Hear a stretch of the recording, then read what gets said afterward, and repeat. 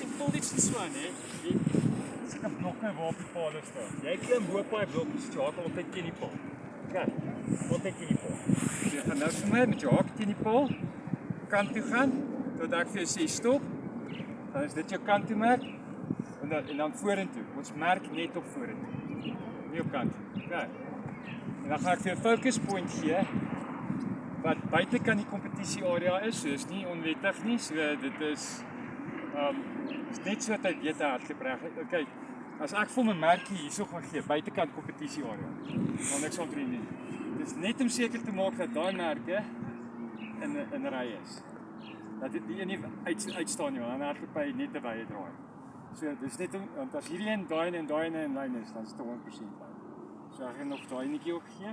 So kyk, kant toe. 1 2 3 4 5 stop.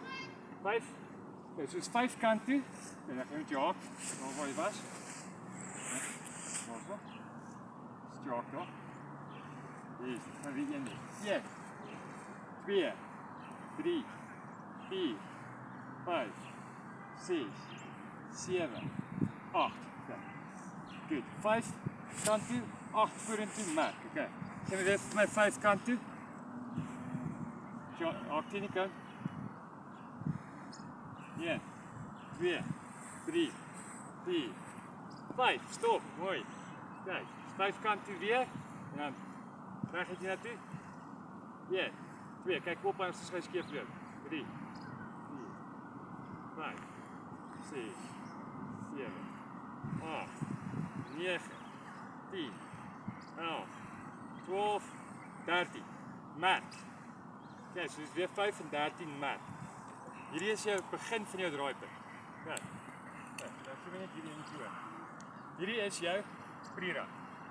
1 2 3 4 5 6 7 8, maak hom 9. 9 mat. Kyk. Nou gewoonlik is hulle so, is hierdie een so 28.